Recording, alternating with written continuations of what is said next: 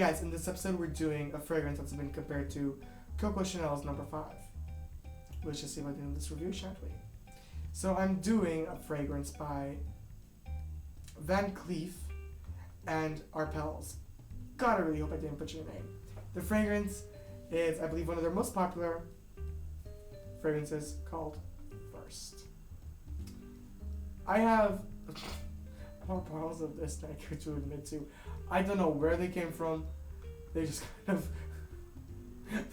of materialized. I honest to God have no idea where they came from. I do like the smell. I wouldn't necessarily say it's an exact dupe for Chanel number 5. I mean, like, it's up there in terms of scent, but I mean, come on, Chanel number 5. Let's be honest now. Okay, so I have 3 versions of this with me. This one here is a 60 milliliter bottle or 2 fluid ounce for anyone who uses fluid ounces. This is the First Eau de Parfum. Sorry, I don't know if that was. There you go. Eau de Parfum. The next bottle I have is this one here. It's a bit smaller in size. This one here is 30 milliliters or one fluid ounce. So it's only half of this. And this one here is First Eau de Toilette. And the final one I have is in a tiny little spritzer bottle. This thing is 7 milliliters or 0.24 fluid ounces. This is First Parfum. This is probably the most heavily concentrated one. I will not be spraying this one because the rest of the house will smell like this fragrance for at least a week because Parfum is extremely concentrated. Keep in mind, Parfum being the most potent, next being Eau de Parfum, next being Eau de Toilette, and I don't know if it's available in all fragrances, but some fragrances will have a weaker version of Eau de Toilette. Sometimes called cologne, other times you might even call it a body mist. It's super light. As usual, I'll be using the Eau de Parfum, and I'll be doing the Eau de Toilette just to compare the strengths. This one, not being sprayed. Just putting that out there. So for this one, I'm going to grab not one, but 2 sheets. One for each of them. I'm going to start off with the Eau de Toilette because it's lighter. So, you can technically spritz this just by putting your finger on the wall and pushing down, but it does come off for a reason.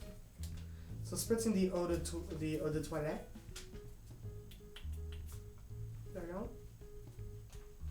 I can see why people would compare this to Chanel number 5, but it's beautiful, it's classic. Some people call this an old lady scent. I highly disagree. Perfume doesn't have an age. I'm going to say that for the very last time. Perfume doesn't have an age. You could be 75 years old and wear Britney Spears Fantasy. You could be, 15 and wear something like First. Age, like fragrance does not have an age. There are classic fragrances, fresh fragrances, floral fragrances, oriental fragrances, spicy fragrances, and woodsy fragrances. Let's get that clear. Thank you. Moving on. It's light and it's already dissipating. Oh, but it's very beautiful. I love that one. For the actual review, I'm going to be using the Eau de Parfum, I should say. Just bring that on. Wow, that really has a recoil. So automatically, I can tell the difference between the two. This one's already halfway through the heart notes. This one has more potency in every note. Let's not even go here. Okay, so Parfum, Toilette. Okay, so I'm going to be using this one since it's strong and to last longer and the reviews tend to run on a bit.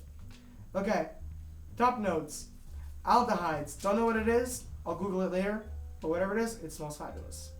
Then you have black currants. Do love me some black currants. Just saying. Mandarin orange, which, hello, I love anything citrus. It's just me. Raspberries, peach, and bergamot. Lovely. Much nicer if you're going to work. Eau de Toilette. If you're going out somewhere and you really want this to last, Eau de Parfum. If you want to wear this and not have to worry about applying it for the next 3 days, Parfum. Middle notes. Carnation, tuberose, orchid, orris root, which if you taste orris root, it kind of tastes like strawberries, and it slightly smells like strawberries, slightly, mind you.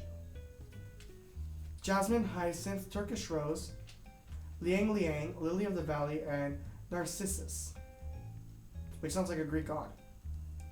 They put a Greek god in here? Oh, whatever. Anyways, base notes. Honey, sandalwood, tonka bean, amber, musk, civet, I think it's pronounced, I could be wrong. It's, well, you know. Vanilla, oak moss, and vetiver. Vetiver. Strong, woodsy, yet floral. One of my favorite smells. However, it can be a tiny bit overwhelming. So for me, rarely ever use this one.